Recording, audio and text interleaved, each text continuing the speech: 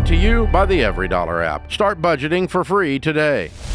So I got a bit of a problem that I'm trying to figure out how to navigate. So I work in IT for a lot of different financial institutions and do a lot of security work for them and everything. And one of the things that's directly tied to my employment is, unfortunately, my lovely credit score. No, it's not in IT. It is if you're a president of a bank, but not in IT. They're not going to kill you for not having a credit score. Okay, Well, they'll hurt you for having bad credit. Right. But not no credit. Right. And that's the problem I'm running into is that I've got credit. I've had credit for, I've had good credit for quite a while.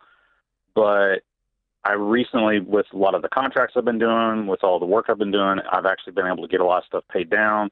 And the unfortunate thing is one of my oldest accounts that I had was actually an auto loan. And I paid it off here recently. And so I'm like, cool, got the car paid off, all great. And I go and check my credit score, and it dropped it below 700. Yeah. And I'm like, what the heck? Yeah. Well, that's normal. Right. But the problem is with the contract of my employment, it's actually because they put it in the form of, hey, if you can't manage your finances, then why do we give you access to other people's finances to manage the servers that handle it? How often do they check it? Every 6 months. Okay. And how much debt do you have left to pay off? Including mortgage and everything. No, not including your mortgage, just your consumer debt. Just curious. Oh, consumer debt. I've got about 22. Okay, if you become debt free and your credit score drops below 700 and stays there, and they look at you and say you're debt free, so you can't manage money well, these are people too stupid to work for. Seriously. I agree with that. But yeah. So, I mean, you have to look at whoever's using this and saying, listen, if you guys are so corporate and stupid that the only measure of financial wellness that you have is a FICO score, and I'm sitting here debt-free with a strong net worth and no payments, and you're calling me not responsible, you're stupid. I know, that's right. That's just dumb. Yeah. And that's what I've been trying to figure out is, like, how do I... Tell them. Yeah. Get on the phone with the goober signing the contract and go, dude, if I am financially irresponsible, yes, fire me. But I have no debt. That is not financially irresponsible, and that drives your credit score down. Right. And if you can't look at me and say debt-free is financially responsible, then you're too dumb to hire me. Honestly. See, you've made the assumption that there's only one way to look at this by them, and I'm saying when you get up in their grill, they're going to cave like a Walmart tent. Yeah.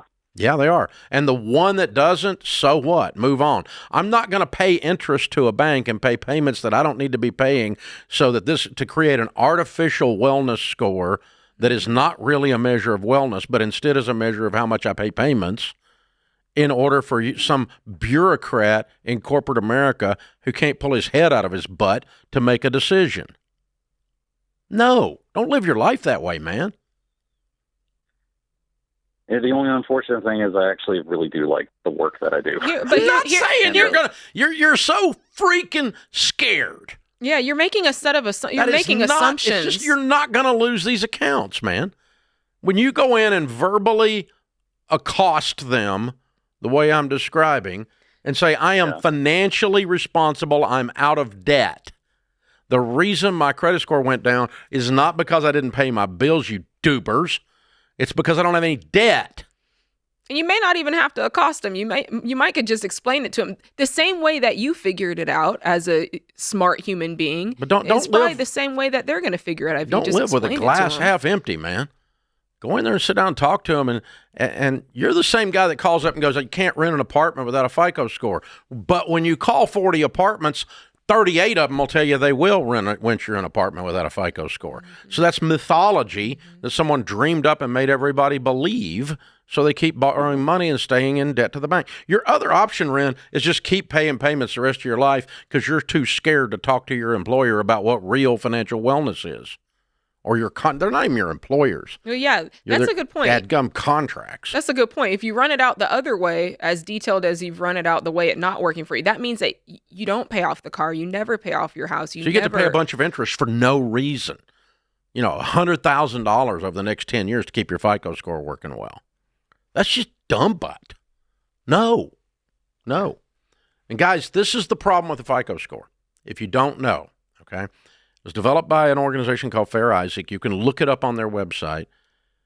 100% of the elements in the algorithm that create a FICO score are about your relationship with debt. Have you taken out too much debt? Have you taken out weird debt? Have you not paid your debt on time? Mm-hmm. Have you paid off debt? The different types of debt. Different kinds of debt that you have. Is it a credit card debt problem? Is it a car debt issue?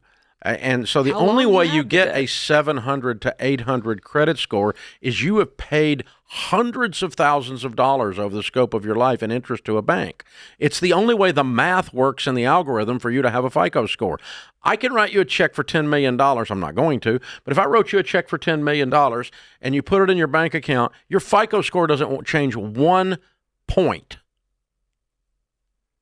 If your boss walks in and says, I'm going to give you a $10 million a year raise, your FICO score does not change 1 point. You get completely out of debt and build $1 million in your 401k, it does not change your FICO score 1 point, except it will go down because you got out of debt. The FICO score is not a measure of financial responsibility. It is not except as it relates to debt.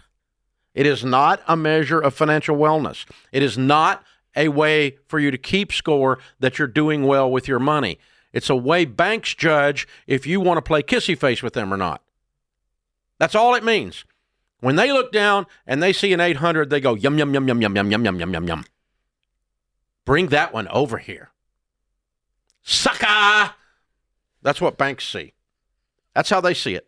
They see 800, they go, sucker score. 800 sucker score. That's what they see. They see you've been buying a lot of stuff on credit. You like to pay interest. Come over and give us some of your money. Sucker! That's what your FICO score means. It's a sucker score. That's it, man. This is just nuts, y'all. It is not a measure of net worth. You go build $1 million net worth, it does not affect your FICO score.